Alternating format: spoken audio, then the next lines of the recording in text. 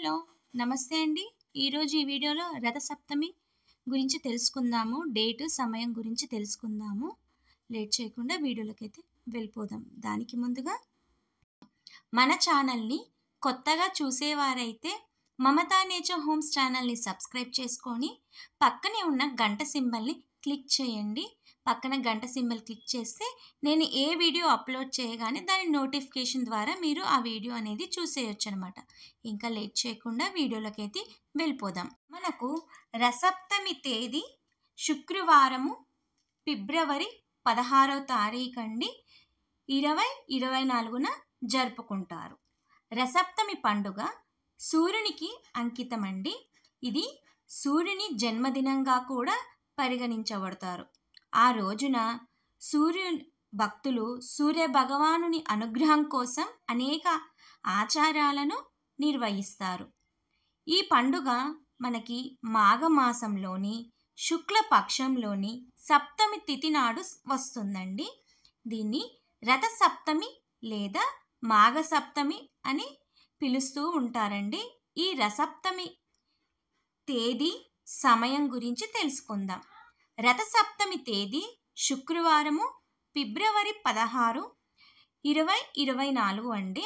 మనకి ఈ రథసప్తమి నాడు స్నానం చేసే సమయం అండి ఉదయం 5:22 నుంచి 7:06 వరకు అండి. ఇంకా మనకి రథసప్తమి తిథి ప్రారంభం జరిగేది మాత్రం మనకి ఫిబ్రవరి 15 ఉదయం 10:13 2024 సంవత్సరంలో అనమాట. మనకి సప్తమి తిథి ముగించునాడు మాత్రం ఫిబ్రవరి 16న 8:55 మాఘశుద్ధ సప్తమి నాడు అతిథి కశ్యపులకు సూర్యుడు జన్మిస్తాడండి. ఆ రోజునే సప్తాశ్వరథరుడై ప్రపంచానికి దర్శనమివ్వడంతో రథసప్తమిగా వేడుకలను జరుపుకుంటారు. రథంలోని భాగాలు సమయాన్ని, ఋతువులను పేర్కొంటాయి. ఉత్తర దిశ వైపు సూర్యుడి ప్రయాణం ప్రారంభమవుతుంది. దైవారాధనలో సూర్యుని ఆరాధనకు విశిష్టమైనది స్థానం ఉంటుందండి. ప్రత్యక్షంగా సూర్యుడు దర్శనమిస్తాడు. ఈ కాల నిర్ణయం సూర్య రథానికి ఒకటే చక్రం అండి. దానికి ఆకులు 6 ఉంటాయి, గుర్రాలు 7. ఆ సూర్యుడు సారథి. కాంతులు విరజిమ్ముతూ నిరంతరం ప్రయాణించడం జరుగుతుంది. అతని గుణం ఇది సూర్యుని భౌతిక స్వరూపం. సూర్యుని గమనం 7 గుర్రములను పూంచి బంగారు రథం మీద సాగుతుందని వేదము హిరణ్యాయేన సవితారథేన అని తెలుపుతుంది. సూర్య గమనం ప్రకారం ఉత్తరాయణము, దక్షిణాయనము అని 2 విధములు. ఆషాఢమాసము నుండి పుష్యమాసము వరకు దక్షిణాయనముగా పిలువబడతారు.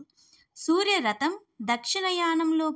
దక్షిణ దిశగా పయనిస్తుంది. తరువాత సూర్యుడు మకర రాశి ప్రవేశాన్ని ఉత్తరాయణ ప్రారంభంగా పిలువబడతారు. అప్పుడు దానిని రథసప్తమి అని పేరు వచ్చింది. అందుకే ఆ రోజు పవిత్ర దినముగా భావించి భారతీయులు సూర్యున్ని ఆరాధిస్తారు. ఇంకా కొందరు రథసప్తమి నాడు సంక్రాంతి రోజు ఎలా నోముకుంటారో అదేవిధంగా రథసప్తమి నాడు కూడా మనము చాలామంది నోముకుంటూ ఉంటారండి. ఆ రోజు రథసప్తమి నాడు నోములో చాలామంది బిస్కెట్లు కానీ చాక్లెట్లు కానీ 13 పెట్టుకొని నోము అనేది నోముకుంటారు. రథసప్తమి నాడు ఇంటి ముందు రథం ముగ్గు కూడా వేస్తూ ఉంటారు అండి.